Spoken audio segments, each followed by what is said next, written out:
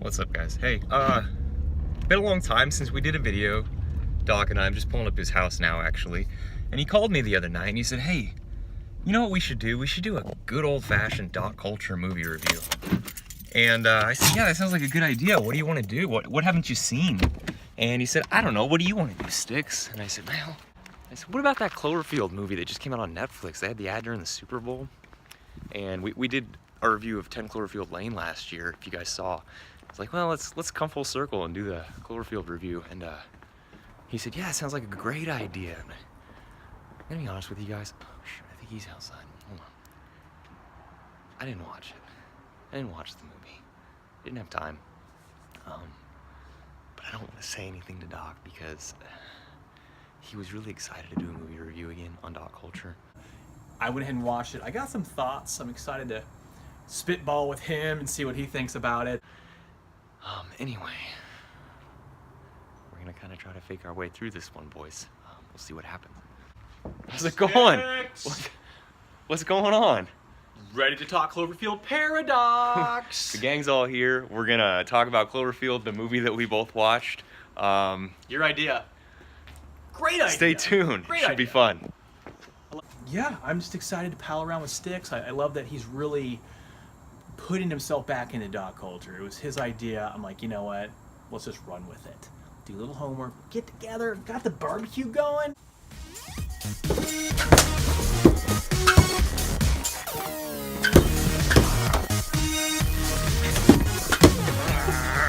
I remember I was watching the Super Bowl with my dad, and this commercial started playing, and I don't remember if at some point I figured out it was Cloverfield, or if it said it was Cloverfield. At the end, I remember it was like, boom, Cloverfield. And I was like, oh, awesome, because the other one they had, 10 Cloverfield Lane, Yeah.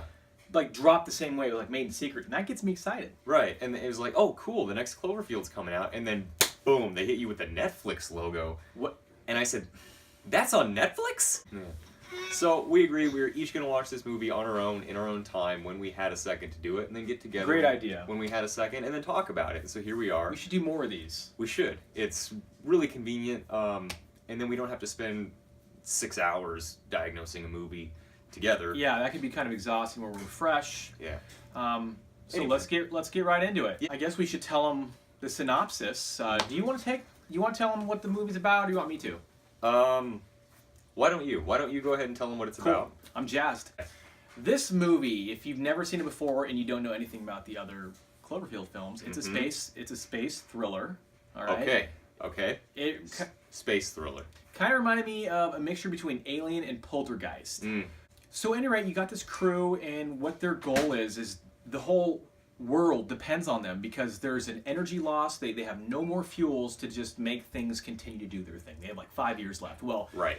they've got the best people up in space. Okay, so the world is running out of supplies, the fuel supplies, and they send these people up. It's their last chance to basically save Earth. They have like 10 tries to launch up, and they're having all these issues. They've been up there for a couple of years now. It's getting tense.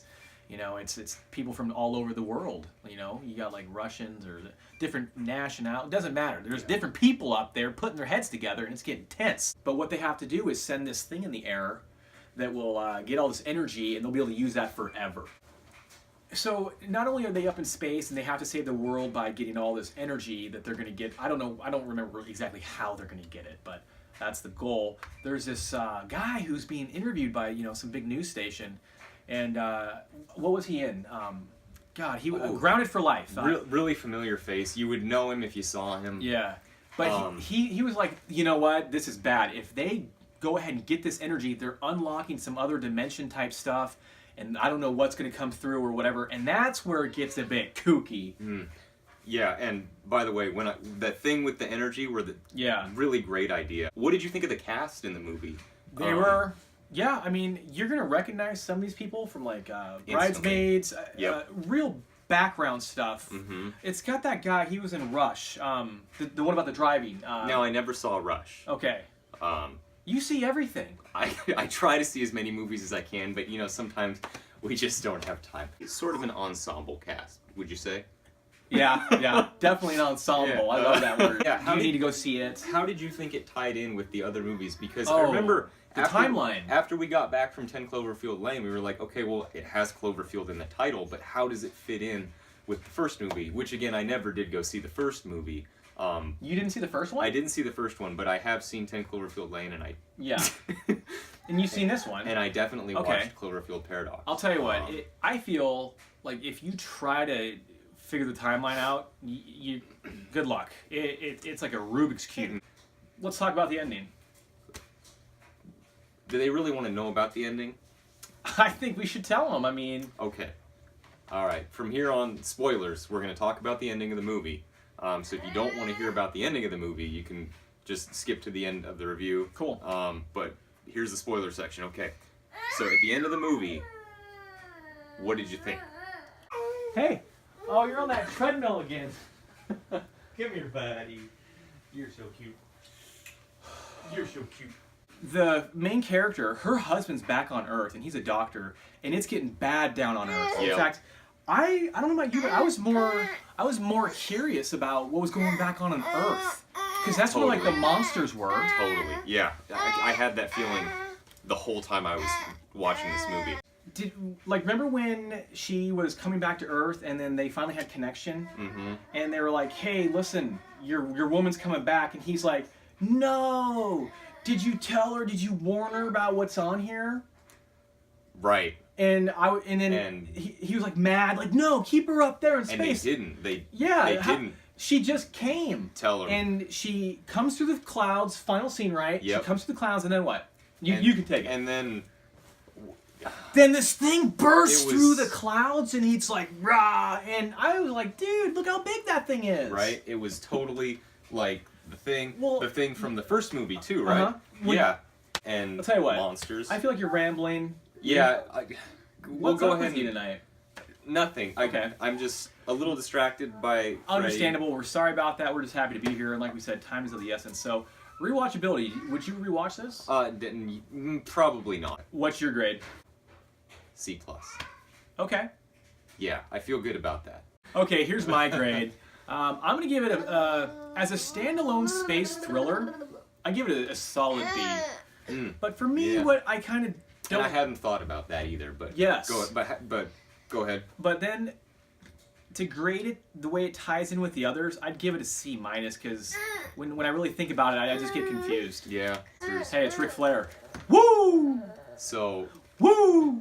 What does Ric Flair do? Flair chops! Boom! I was gonna flare chop you.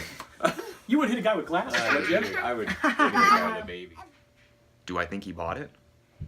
Yeah, I think he bought it. I mean, I almost lost it a couple of times, but I held it together. Why would I waste my time watching this movie in the first place? Didn't even like the second one. Never saw the first one. Didn't think I'd like that one either. Why would I waste my time watching this movie? I don't even know why I brought it up. I mean, I guess because of the shock value of the commercial debuting during the Super Bowl and it being like, we're going to put this straight to Netflix, but no chance in hell I was ever watching this movie. Doc's upstairs right now putting his kid down. He was running around like a maniac during the review, so I was a little distracted, but I think we held it together, boys. I think we fooled him.